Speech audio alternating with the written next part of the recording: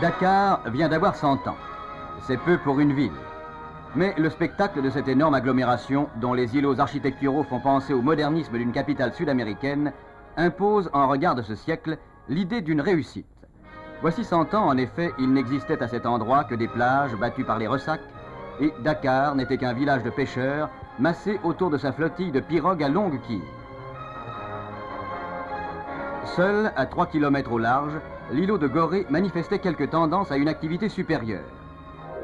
Gorée n'a pas tellement changé depuis 2 siècles et garde le délicieux aspect des îles chères à Bernardin de Saint-Pierre. Rien n'a bougé ici depuis qu'un artiste de rencontre dessina cette image d'une Gorée nonchalante au milieu d'une mer agitée. Rien, sinon cette vue sur laquelle s'ouvrent les fenêtres, la vue de Dakar. Un jour, en effet, la pointe des Almadies vit débarquer Faidherbe, qui marqua par un fortin sans prétention, puis par un appontement rudimentaire, le pivot du futur établissement. De ce jour, le destin de Dakar fut fixé. Sous le pittoresque qu'on retrouve aujourd'hui sur les marchés, Dakar croissait, lentement.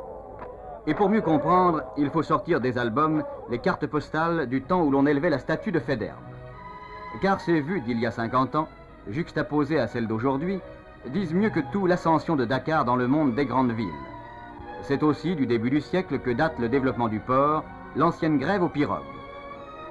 Depuis 1862, les travaux d'aménagement et d'extension n'ont jamais cessé pour réaliser ce qui était inscrit dans la géographie.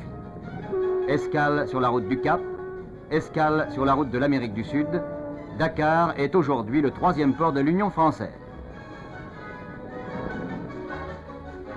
Carrefour de route entre l'intérieur de l'immense continent noir et le reste du monde, Dakar a vu tracer son destin de capitale.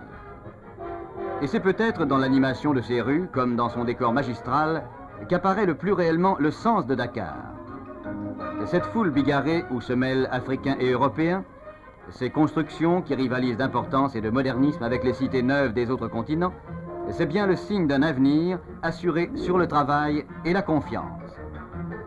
Centre économique et politique d'une Afrique occidentale grande comme 9 fois la France, tête de 8 territoires qui groupent 20 millions d'êtres, Dakar est aujourd'hui dans tous les sens une réussite exemplaire. Et 100 ans ont suffi.